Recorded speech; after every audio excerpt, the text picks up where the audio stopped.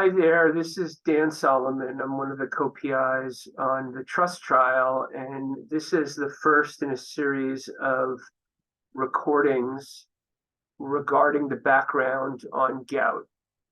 And you'll see in the folder that there are a number of different recordings, each of them about 20 to 30 minutes long, and they really review what you should have read in the background reading material.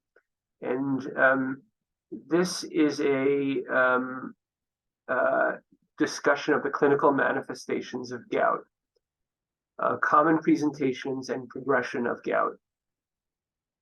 So by way of introduction, gout is characterized biochemically by extracellular, outside of the cell, urate saturation, where uric acid gets to a concentration that will cause crystallization of the uric acid. And this hyperuricemia is a necessary but not sufficient precondition for the development of urate crystal deposition disease. And it should be distinguished from gout, which is the clinical syndrome. So hyperuricemia is what we see biochemically in the labs, but a gout flare is part of the clinical syndrome. And most hyperuricemia never goes on to cause gout. So 90% of patients with an elevated uric acid level will never get gout. It is true that a higher uric acid, and for longer periods, patients are more likely to get gout, but most patients will never get gout. But this is just some of the biochemical background. I want to spend most of the time today talking about the symptoms of gout and how you might see it presenting in patients who are in the TRUST trial. So the manifestations of gout may include recurrent flares of inflammatory arthritis, and we call that a gout flare, chronic arthropathy, which is really more of a chronic joint disease, not just manifesting as the gout flares, but having chronic joint pain. As well, gout could manifest as an accumulation of urate crystals in the form of tophi. And these deposits are uric acid deposits, and they mostly occur on the extensor surfaces. And I'm going to show you some pictures of that. Gout could manifest as uric acid nephrolithiasis, or kidney stones. So about 30 to 40% of kidney stones are uric acid stones. And so I always ask patients who have a history of gout flares if they've ever had kidney stones, because that could be another manifestation. Another manifestation of chronic gout is a chronic kidney problem, chronic nephropathy, or deterioration of kidney function, that in gouty patients is most often due to comorbid states like diabetes or hypertension. And we'll talk more about that. So this is the classic manifestation of gout, a gout flare in the first metatarsal phalangeal joint. And that's what you're seeing in the top right here. And the other name for that is called podagra. And that's kind of an ancient term that's been written about in literature and described for hundreds of years. It's the disease of kings who can't put their shoe on because they have this swelling in the first toe, the thumb toe. The first MTP is where people often get gout. Precipitation of gout sometimes occurs in the setting of trauma or surgery, or even occurs in the initiation of urate-lowering therapy. And you'll learn more about that over the next several talks. Gout usually does spontaneously resolve. So if left alone, a gout flare will resolve typically after 1 to 2 weeks. However, not in all patients. If patients have high enough uric acid or chronic arthropathy, these flares may last for weeks, if not months. Some of the epidemiologic risk factors are worth mentioning. Gout tends to occur earlier in life in males than females, and it's very, very rare in childhood, almost non-existent. Nobody that we will enroll in trust will be a child. The incidence and prevalence of the disease have increased significantly over the last 50 to 60 years. So currently, the estimates of prevalence range from 3 to 8 million individuals in the United States, and 3 to 5% of patients who are adults have gout. The largest increase in prevalence of gout is among Asian Americans. And again, we know that childhood serum urate levels normally range from 3 to 4, and then over time, with this increased age and different stages in life, that serum urate level goes up. And again, elevations in uric acid are necessary for the occurrence of gout flares, but the vast majority of patients with elevations in uric acid will never have a gout flare. Here I'm showing you some of the data on trends in gout prevalence from the National Health and Nutrition Examination Survey. And these are data that one of the other co-PIs, Hyun Choi, published with some of his colleagues in the last year. And these are some trends in Asian adults. And as you can see, that over these different time periods, the prevalence has gone from 3.6% to 5.1%. And again, here he's looking across Asians, Hispanics, non-Hispanic Black, non-Hispanic White. And you can see that the prevalence rates have gone up in all of these different groups, as well in men and in women.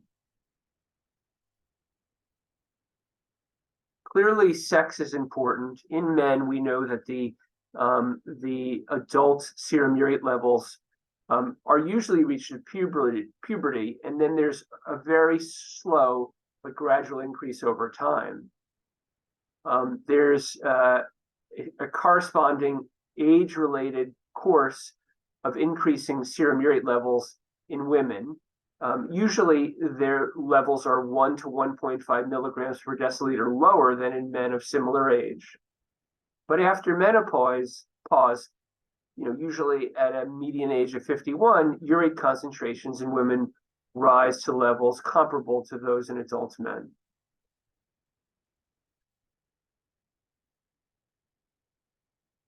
There's typically an average period during which people have asymptomatic hyperuricemia of at least 10 years in both men and women before there's any clinical expression of gout. But again, clinical expression of gout in the form of gout flares is relatively uncommon in people even who have elevated uric acids. To go on to talk about other risk factors, there is an increasing prevalence of these risk factors, both non-modifiable and modifiable risk factors for hyperuricemia and gout. Some of the notable factors associated with gout and hyperuricemia are cardiovascular disease, metabolic disease like diabetes, and renal disease. It's important to note that some medications can alter urate balance as an unintended side effect. We'll talk more about that in some other talks in this series. As well, there's an increased dietary intake of certain foods and food additives that contribute to the development of obesity and diabetes mellitus, as well as hyperuricemia. We can describe several different stages of gout where people have no disease, asymptomatic hyperuricemia, perhaps with some monosodium urate crystal deposition. They may develop symptomatic disease, and then symptomatic disease with complications. And let's go over that in a little more detail.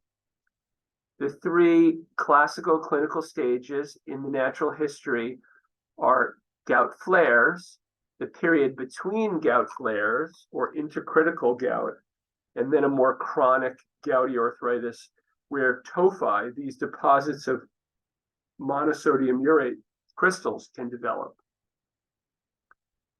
The clinical stages often emerge sequentially, but there can be some overlap. So again, let's just look at that in a little more detail.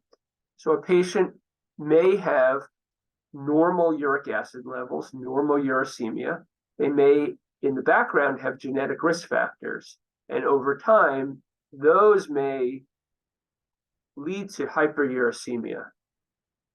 Many patients, as I keep saying, with hyperuricemia will never develop a gout flare.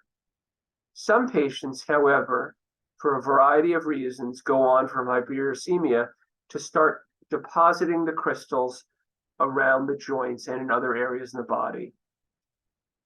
In the right or in the wrong circumstances, those crystals can bring about a gout flare. And in some patients, they become recurrent. Some patients have one gout flare, never again. But once you've had one gout flare, your risk of having more gout flares goes up exponentially.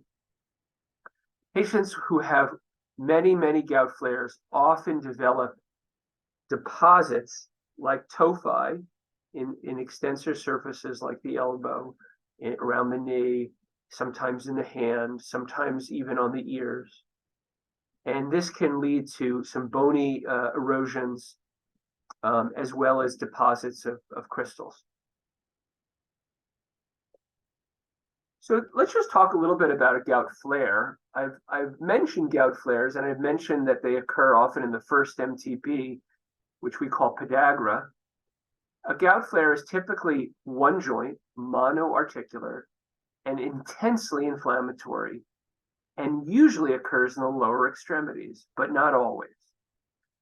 Joints in other regions may also be involved, and patients may experience polyarticular, multiple joint flares, which are more likely to occur in patients with more longstanding disease. Some of the patients that you'll talk to in the TRUST trial will describe having polyarticular gout flares. Patients with gout who have sustained chronic hyperuricemia may develop tissue deposits of solid urate. This is what we call the tophi. And this can cause degradation, degenerative changes in the bone and in the cartilage. A variety of dietary and physical factors, which we'll talk about in other talks, as well as comorbidities and co-medications, may predispose to or provoke the gout flare.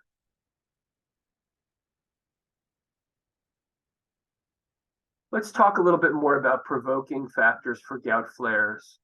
So again, as I said before, the stages of gout, often patient has a flare, they may never have another flare, but they may have a flare in the future. So that period between the flares could be described as the intercritical period.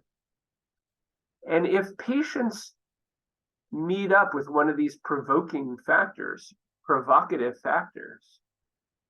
that might bring on or trigger a next flare. So let's talk about what those provocative factors might be. Physiologic alterations. This could be trauma, surgery, dehydration.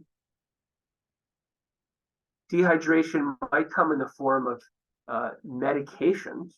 So a patient who's taking diuretics, who has relatively reduced blood volume, is a setup for someone who has a gout flare. And that's commonly seen in hospitalized patients who go on diuretics for managing their volume, patient with heart failure or similar entity who goes on diuretics may flare their gout. Also, alcohol consumption can be a provocative factor. Now, that's a little bit unclear why, but alcohol, we know, acts as a diuretic, so it may be that this is the diuretic effect, or it may be other factors. They're often triggering foods, shellfish, other foods that might bring about an attack. Even when someone has otherwise well-controlled gout, certain foods could bring out an attack. And patients that you meet in TRUST it's worth questioning them about their triggering factors, like foods. Local anatomic factors can bring about flares. And we often think about patients who get flares in these very extreme areas, like the toe. Why do you get it in the first MTP? Well, we think that the temperature at the first MTP is actually slightly lower than in other parts of the body. And that may change the physicochemistry of the crystallization of uric acid and bring out an attack.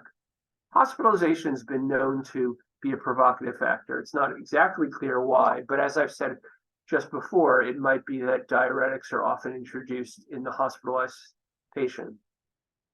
Often several of these factors are present and might work in combination. A typical gout flare presents with severe pain, redness, warmth, swelling, and disability. Often it reaches its maximal severity within 12 to 24 hours. Sometimes complete resolution can occur within a few days to several weeks, even in untreated individual. Physiologic basis of the resolution is complex, but it centers on the action of both endogenous and exogenous suppressors of gouty inflammation, sometimes medications, other parts of the immune system. Sometimes a resolution of the gout flare is accompanied by desquamation, skin peeling of the skin overlying the affected joint, just as you can see in this red circle. Onsets are more common at nighttime, between midnight and 8, and often, as I said, these are involving the lower extremity. Again, not clear if this is because of temperature or other factors. Additional features of a typical gout flare: there might be signs of inflammation beyond the joint. This may give the impression of kind of a swollen digit, call that dactylitis in rheumatology, or cellulitis. So some patients admitted with cellulitis sometimes end up having a gout flare, and that's not an uncommon presentation for rheumatologists to see patients with gout in the hospital.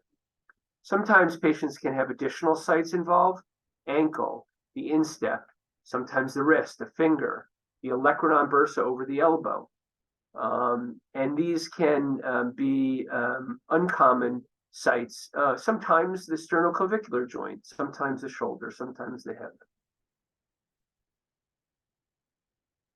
Additional features of a typical gout flare sometimes might involve the presentation in other joints, sacroiliac joints. This is a dual energy CT scan, a DEX scan, which is not typically used in clinical practice, but can be used in research settings and can find these gout crystals in unusual places. Again, I mentioned polyarticular gout flares. These can occur in the hands. They can occur across all the toes. Sometimes they can occur in a large joint like the knee, and in the ankle, and in the toe. Again, polyarticular, many joints. And sometimes it can be that one joint is affected, and then over the next several days or week or two, other joints become affected. So kind of it giving you a sequential or migratory pattern. I've mentioned the concept of intercritical gout between gout flares. You can have a resolution of a flare, and then there's a period before which there's another flare, sometimes years, sometimes just weeks or months. Sometimes those periods are completely asymptomatic. Despite the intermittency of flares, patients can continue to deposit tophaceous material. During this intercritical period, the gout diagnosis can be established through clinical diagnostic evaluation. Sometimes we aspirate joints during this period.